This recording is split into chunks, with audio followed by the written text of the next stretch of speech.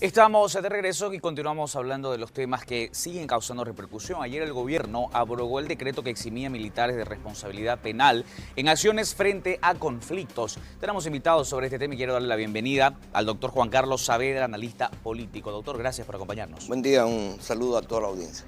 Bueno, cuéntenos a qué hace referencia la abrogación de este decreto. Bueno, en realidad es dejar sin efecto un decreto que había establecido la posibilidad de que las Fuerzas Armadas puedan salir a ayudar a la policía a lo que significa reconstituir el orden público. Estábamos en un clima de enfrentamientos, estábamos en un clima en que la policía boliviana había sido rebasada y por lo tanto la Constitución, el artículo 244, permite que en esos casos las Fuerzas Armadas del país puedan también salir para poder restablecer el orden público. Bien, entonces este decreto que el gobierno ha abrogado ya exime totalmente a los militares de esta responsabilidad. ¿Esto es bueno para ellos? Bueno, en realidad lo que el decreto establecía era no eximir, sino autorizar la participación de las Fuerzas Armadas también junto con la policía para poder restablecer el orden. Son dos cosas muy distintas. Lo que establecía era que los militares haciendo esa función quedaban liberados de cualquier responsabilidad penal. Porque no nos olvidemos, las Fuerzas Armadas normalmente no hacen control de la seguridad del Estado al nivel interno, esa es una labor de la policía. Entonces, claro, desde el momento en que la policía declaró que estaba siendo rebasada, porque además la cantidad de manifestantes y los daños que estaban ocasionando, sobre todo a los bienes públicos, entonces ameritaba la intervención de las Fuerzas Armadas porque había ya una posibilidad de que esto se descontrole y eso ameritó de que la presidenta Yanine Áñez junto con el gabinete hubiesen emitido el decreto para que las Fuerzas Armadas participen.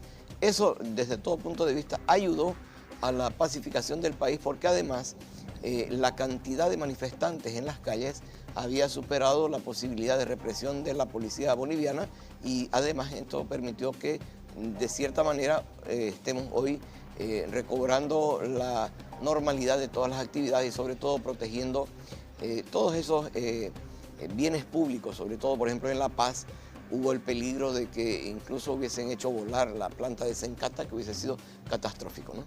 ¿En qué casos los militares tendrían que salir? Solo en estos casos, o sea, la policía es la función fundamental, el de velar por el orden público, esa es una labor primordial de la policía. Pero las Fuerzas Armadas también tienen como función fundamental establecida en la Constitución el hecho de establecer que se pueda permanecer el orden público en el país, velar también por la vigencia de la Constitución y sobre todo también defender a los gobiernos legalmente constituidos. En el caso boliviano no estaba en realidad en peligro el gobierno porque estábamos en un gobierno de transición, pero sí estaba en peligro el hecho de que puedan haber manifestaciones que puedan alterar la situación normal, sobre todo atentando contra los bienes del Estado. En este caso, si se volaba la planta de Sencata iba a ser una cuestión muy catastrófica para el Alto de La Paz y además en el resto del país podía ocurrir lo mismo. Es así. Doctor, quisiéramos consultarle, ¿se ha planteado en los últimos días la posibilidad de que haya debate entre candidatos políticos y que estos sean obligatorios en camino a las elecciones? ¿Cuál es su lectura de esto? Bueno, mire, en Bolivia, lastimosamente, en los años en que estaba el gobierno de Evo Morales, esta situación era impensable, es decir, todos podían debatir menos el presidente. En los países adelantados, sobre todo en Estados Unidos, en México, en la Argentina, la posibilidad de que los candidatos debatan es una cuestión obligatoria. Ahora, me imagino que debe incluirse en la ley del órgano electoral la obligatoriedad de debate.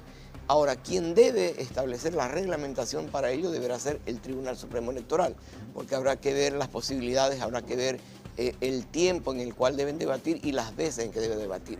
Porque también hay que recordar que el gobierno que acaba de salir había impuesto cadenas obligatorias a los medios, ¿no?